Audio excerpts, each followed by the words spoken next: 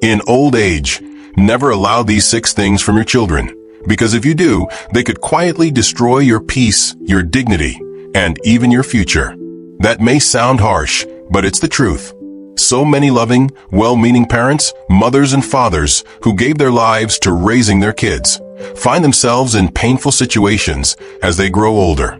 Not because their children are bad people, but because somewhere along the way, the boundaries disappeared. And when there are no boundaries, love starts to hurt. It turns into guilt, obligation, exhaustion. But you are still a whole person with your own needs, your own space, your own time. And the older you get, the more important it becomes to protect those things. Let's talk about the first behavior you should never tolerate. It's called disrespect. And no, it's not always loud. It doesn't always look like shouting or name-calling. In fact, the most painful disrespect often shows up quietly. A sarcastic comment, a rolled eye when you share a story, a laugh when you express an opinion. Your son tells you, "That's not how things work anymore, Mom," and the room chuckles, and you smile too, but deep down it stings. You feel small, like your experiences, your memories, your wisdom don't matter anymore. You're made to feel outdated, silly, irrelevant, and you start to wonder, is it just me? Am I too sensitive? No, you are not. You're simply asking for the most basic thing any person deserves, respect. Respect for your voice, for your life experience, for the years you've lived and the lessons you've learned. You may have carried these children in your arms, sacrificed sleep, money, your own dreams for them. So it is not too much to expect that when you speak, they listen. When you share, they don't mock. When you are in the room, you are treated like someone who matters. That is not weakness. That is dignity. And if it's not happening, you have every right to speak up. Not in the middle of a crowded dinner table, not in the heat of the moment, but in a quiet, private moment when emotions are calm. You can say something as simple as, "When you laugh at my stories, it makes me feel like they don't matter. Like I don't matter." That one sentence can shift everything. And if it doesn't, if the dismissiveness continues, it's okay to step away. To say, "I won't keep sitting through conversations that make me feel invisible." Because your presence should never feel like a burden. Now let's move to the second behavior that can quietly destroy your well-being, financial dependence. This one is hard, because it always begins with love. You want to help. You want to see your child stable, safe, supported. So, you lend them money for a car repair, help with rent, pay for a course, cover their credit card bill, just this once. But somehow, it keeps happening. The phone rings. "Mom, I just need a little help this month." "Dad, I promise this is the last time." And you keep giving. Not because you're naive, but because you care. But here's the truth. Every time you pull money from your savings, from your retirement, from the small garden you've carefully planted for your later years, you are slowly sacrificing your own stability. You're giving away the comfort you worked a lifetime to build. You may have spent years budgeting, saving, going without certain luxuries to ensure you could one day rest. That day is now. You've earned it. But if that money is constantly leaving your hands and going to a grown child who should be standing on their own 2 feet, something is out of balance. Yes, it's okay to help occasionally. Yes, it's okay to say yes when it feels right. But when it becomes a pattern, when they're well into their 30s or 40s and still leaning on your wallet instead of learning to budget, plan, and provide for themselves, it's time to reevaluate. There is no shame in saying, "I can't continue to help in the same way." You can offer alternatives. "I'll help with your job search. Let's sit down and create a budget together. I'll match what you save, but I won't cover the whole thing anymore." These boundaries are not punishments. They are stepping stones toward your child's independence and your own peace of mind. Because the truth is, giving too much financially can lead to resentment, stress, and even health problems. Your retirement is not their backup plan. It is your time. You've already given them the tools to build their lives. Now it's time to protect yours. What many older adults don't realize until it's too late is that money isn't just about dollars. It's about energy. Every check you write that drains your future is a piece of energy, of hope, of rest that you lose. And you don't owe your adult children your peace just because you're their parent. What you owe yourself is balance, clarity, a future where you don't lie awake at night wondering how you'll afford medical care or groceries because you're still paying off someone else's mistakes. And if you're already deep in that pattern, it's not too late to change it. Start small. Be gentle but firm. Tell them, I love you, but I need to prioritize my own stability now. That's not cruelty. That's courage. We've talked about disrespect and money, two major sources of pain for older parents. But they're just the beginning. Because when you start standing up for yourself, something else often creeps in. Something even trickier to spot, because it hides behind concern or sadness or silence. And that's what we'll talk about next. The third thing you must never allow from your children in old age is emotional manipulation. And this one is sneaky because it often sounds like love. It looks like guilt. It feels like pressure.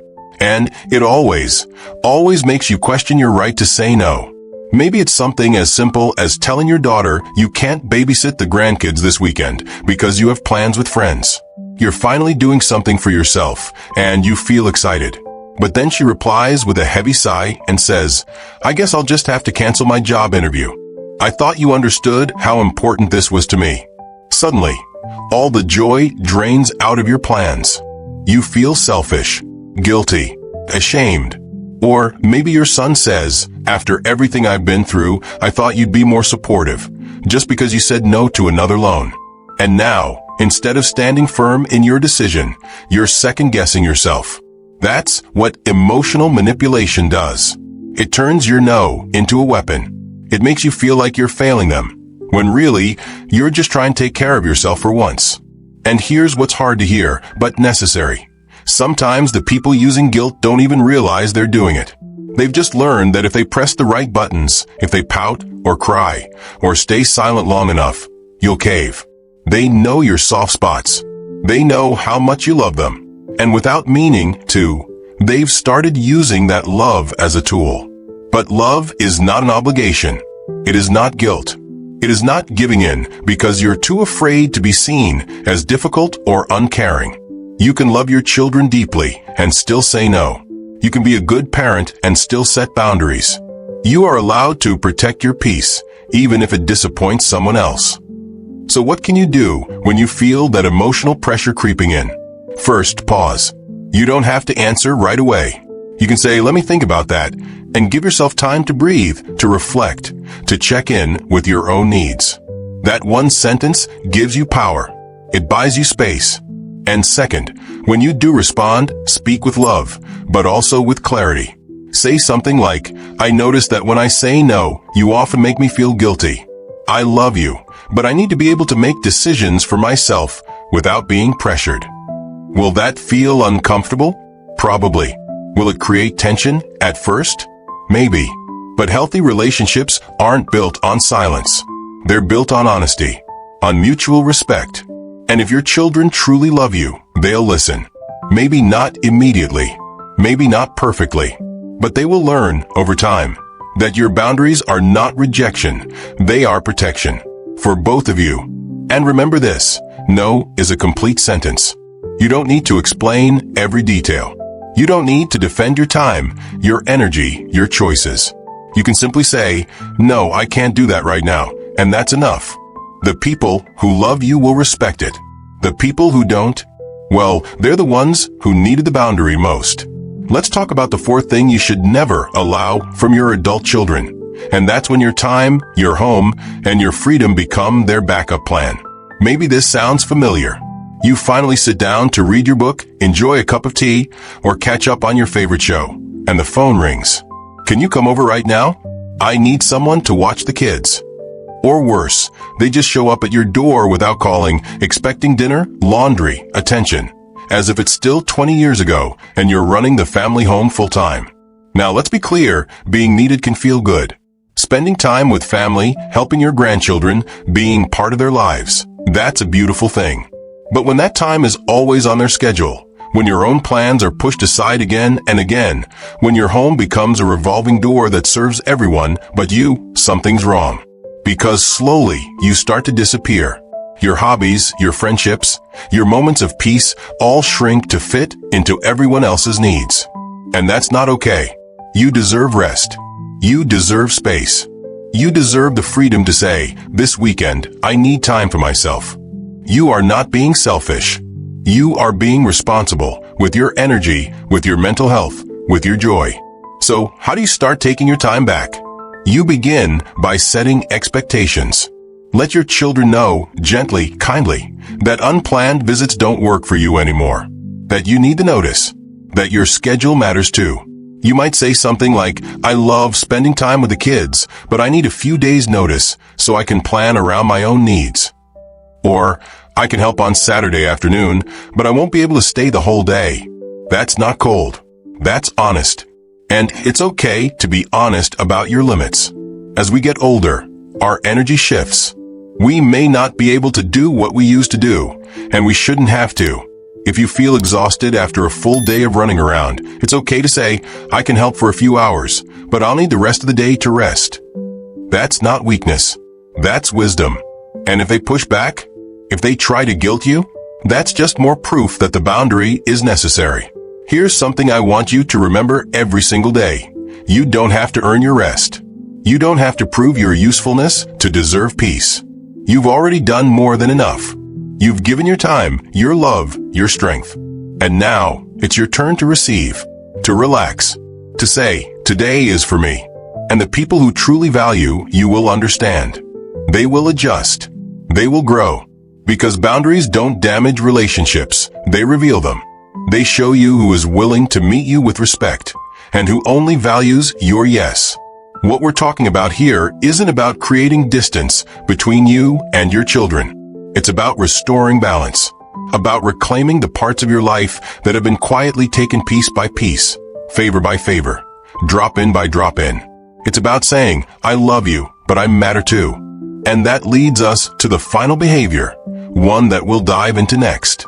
Because sometimes, the real hurt doesn't come from what they ask you to do. It comes from what they don't do when you need them most.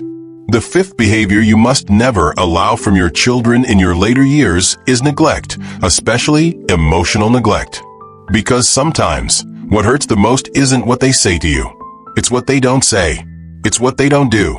It's the silence when you need them most. Maybe you've been recovering from surgery, or dealing with a hard loss, or even just needing a hand carrying groceries into the house. You're not asking for the world. You're not asking for them to drop everything. But you expected a phone call, a visit, a small sign that someone remembered that you, too, have needs. That someone cares that you're still here. And when that care never comes, it doesn't just feel like forgetfulness. It feels like being invisible. This is one of the most heartbreaking realities that older adults face, the moment you realize the roles have shifted, and yet the support hasn't come full circle. You were the reliable one, the caregiver, the constant. You showed up day after day, year after year.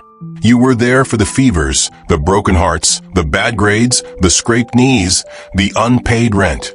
You showed up for them in their worst moments. And now, when you're going through yours, no one is showing up for you.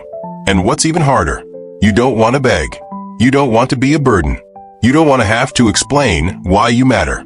So instead, you stay quiet. You say nothing. You wait by the phone. You tell yourself they're busy. They have kids. They have their own lives. And maybe they do. But here's the truth. Love is not just what you give. It's what gets returned. And you deserve to be seen, supported, and acknowledged. Not because you raised them. Not because you gave them everything. But because you are still here and your life still matters. So how do you deal with neglect without feeling like you're chasing attention? You start with honesty, not hints, not guilt, not silence, but clear, direct honesty. You might say, I've been feeling a bit alone lately.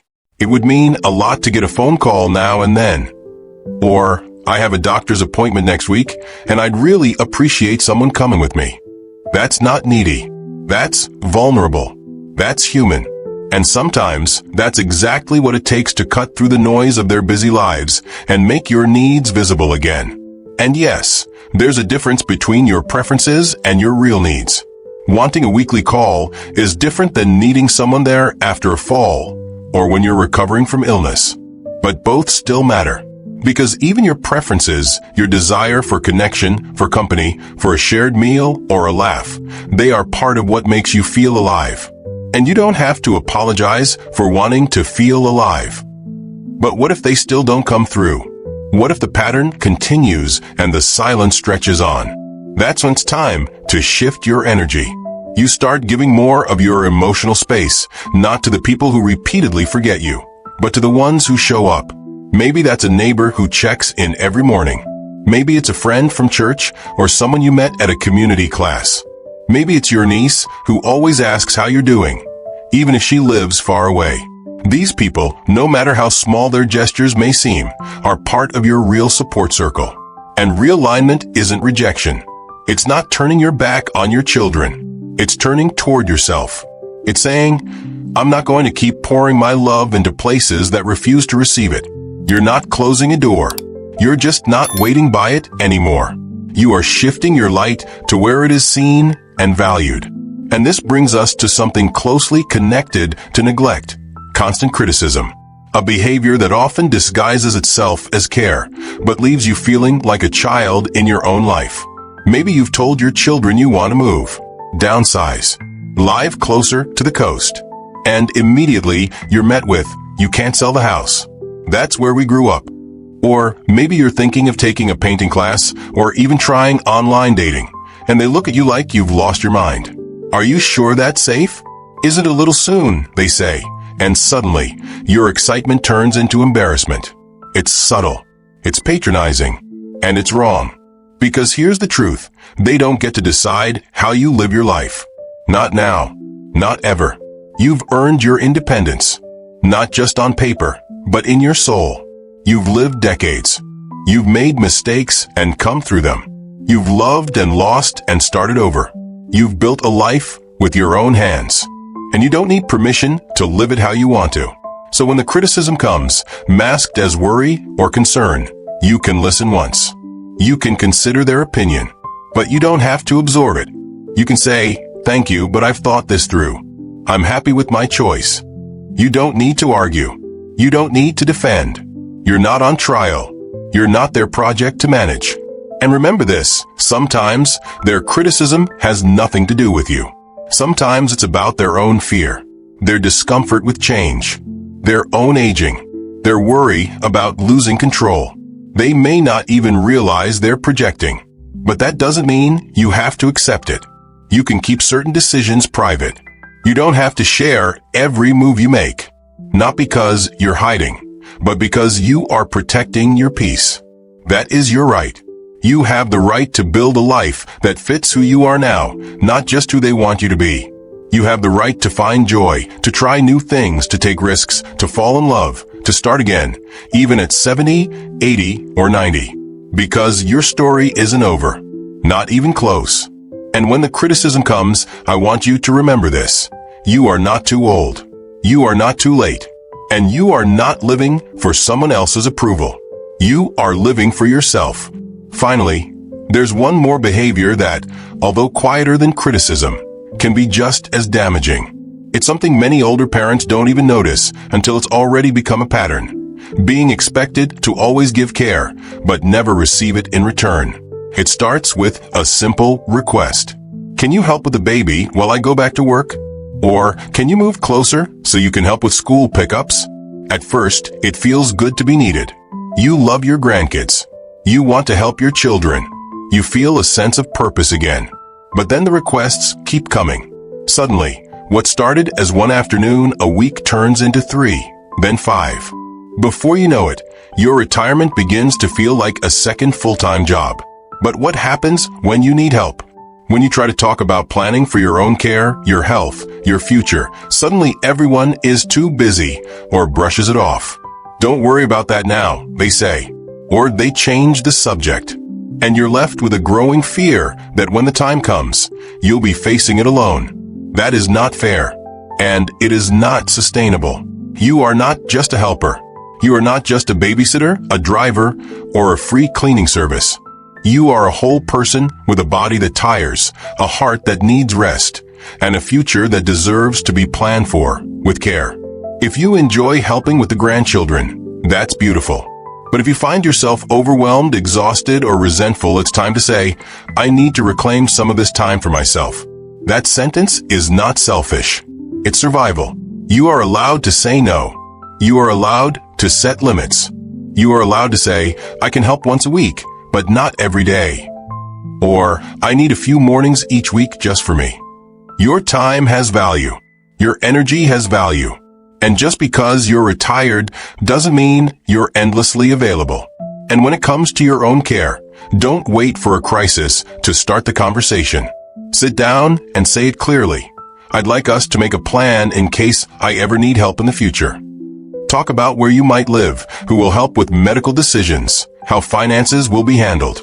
These may feel like uncomfortable topics, but having clarity now prevents chaos later. And if your children avoid these conversations or don't want to think about your future needs, that doesn't mean you have to stay silent. It means you start planning with the people who are willing. That might be a friend, a lawyer, a care planner, a neighbor, a trusted professional. You don't have to wait for your family's permission to protect your future. You don't need their approval to build a plan that gives you peace of mind. Because here's what's at stake: your independence, your safety, your dignity. And you've spent too many years caring for everyone else to neglect yourself now. In fact, putting these things in writing, how often you're willing to help, who you want making decisions if something happens, where your resources are, this is one of the kindest things you can do for both yourself and your family. It takes away the guesswork. It removes the tension. It ensures that your voice is still heard even when you're not in the room. So let's take a breath together now and look back at everything we've talked about. In old age, never allow disrespect, because every time someone talks down to you, interrupts you, or mocks your stories, they chip away at your confidence. And you deserve to be heard. Never allow constant financial dependence, because if you drain your retirement helping someone who refuses to stand on their own, you're sacrificing your safety for their comfort.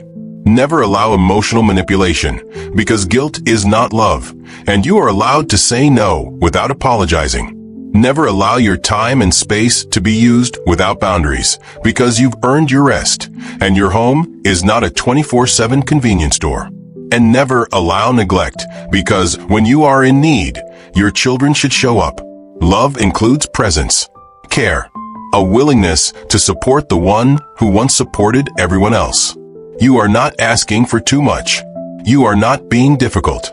You are not being selfish. You are simply choosing dignity. And if your children don't yet understand that, it's okay to teach them. With kindness, yes. With love, always. But also with strength. Because setting a boundary is not rejection. It is instruction. It is saying, this is how I deserve to be treated. It is reminding the world, and maybe even yourself, that you still matter. You are not just a parent or a grandparent. You are not just a helper or a bank or a storage unit or a safety net.